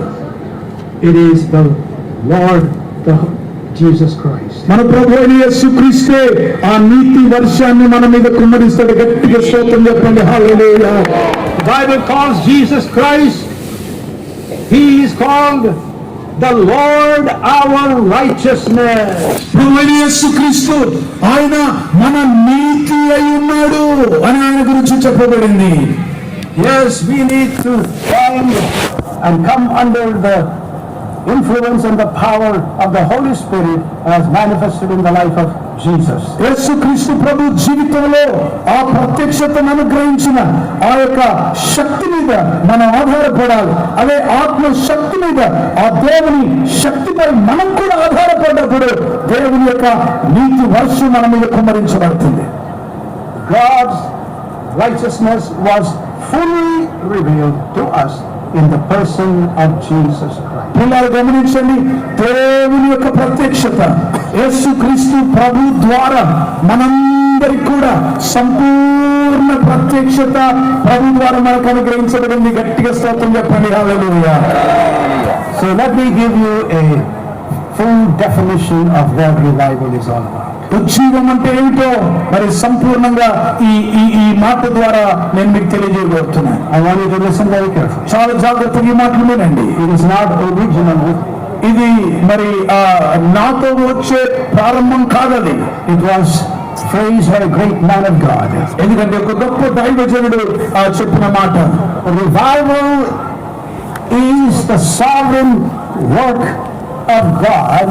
ఉజ్జీవం అనేది సార్వభౌముడైన దేవుని యొద్ద నుంచి వచ్చే దేవుని శక్తి, in which he visits his people. అలాంటి పరిస్థితిలో ఆ దేవాతి దేవుడు తన ప్రజలను దర్శించినప్పుడు Restoring them, వారిని పునరుజ్జీవింపజేసి reanimating them, వారిని తిరిగి మళ్ళీ కుయ్యల్లో వాళ్ళు మళ్ళీ నడిపించడానికి and using them for his glory. తన మహిమార్థమై వారిని వాడుకోవడానికి కొరకు ఉపయోగించేది. And he does this great work of releasing us, not only restoring, reanimating, but releasing us into the fullness of his blessing. వీరు గమనించండి, ఆయన మనల్ని ప్రత్యక్షమై ఆయన మనల్ని పునరుద్ధరించి ఆయన పునరుజ్జీవింపజేయడం మాత్రమే కాకుండా తన యొక్క ఆశీర్వాదము నిమిత్తమై ఆయన లోకములోనికి మనల్ని పంపిస్తాడు. గట్టిగా స్తోత్రం చెప్పండి. అదే ఉజ్జీవంలో చివరి భాగం. So as I conclude my message, నా సందేశాన్ని ముగింపులోనికి తీసుకొచ్చినప్పుడు I want to say revival is God's means of bringing us into the fullness of his blessing. ఉజ్జీవం అనేది దేవుని సంపూర్ణ ఆశీర్వాదము క్రిందికి మనల్ని లేక సంఘాన్ని తీసుకురావడమే ఈ ఉజ్జీవం. గట్టిగా స్తోత్రం చెప్పాలి. హల్లెలూయా. Revival follows the law of sowing and reaping. ఉజ్జీవం అనేది మరి ఈ విత్తనం కోయడం అనే సూత్రం లేక నియమానికి సంబంధించింది. Revival requires breaking up the fallow ground. ఉజ్జీవం అనేది మరి బీడు భూములను దున్నడానికి కొరకు ఉపయోగించబడేది. It requires seeking. We must seek the Lord earnestly. యథార్థమైన హృదయంతో దేవుని వెతకడానికి సంబంధించింది ఈ ఉజ్జీవం. Revival requires waiting on the Lord. ఉజ్జీవం అనేది దేవుని మీద కనిపెట్టుకొని ఎదురు చూడడం. We must wait on the Lord until he rains righteousness on us. నీతి వర్షము ఆయన మన మీద కుమ్మరించే వరకు కూడా మనం ఆయన వైపు కనిపెట్టుకొని ఎదురు చూడాలి. God in Christ reaches out to his wayward bride, the church, with love. He wants to revive us so that we may bear the vintage fruit of life. ప్రభు యేసుక్రీస్తు తన వధువు సంఘమైన మనలందరినీ కూడా ఫలభరితమైన స్థితిలోనికి నడిపించడానికి కొరకు, మనల్ని ఫలించే వారిగా ఉంచడానికి కొరకు, వధువు సంఘాన్ని తన ఆశీర్వాదానికి నడిపించడానికి కొరకు దేవుడు చేసే ఉజ్జీవం ఇది. Revival is God's master plan for rejuvenating us. ఉజ్జీవం అనేది మనల్ని తిరిగి పునరుజ్జీవింపజేసే ఒక అద్భుతమైన దైవ ప్రణాళిక. As I conclude this message, I want to invite you to come forward. ఈ సందేశాన్ని ముగింపులో మిమ్మల్ని అందరినీ కూడా ఆహ్వానిస్తున్నాను. If you have a sincere desire, if you don't have that desire or the pull and the tug of the Holy Spirit in your heart, don't come. ఈరోజు ఈ వాక్యం ద్వారా ప్రభు నన్ను దర్శించాడు, ప్రభు నన్ను తాకాడు, నన్ను కదిలించాడు అన్న ఒక ఆలోచన మీ హృదయంలో ఉంటే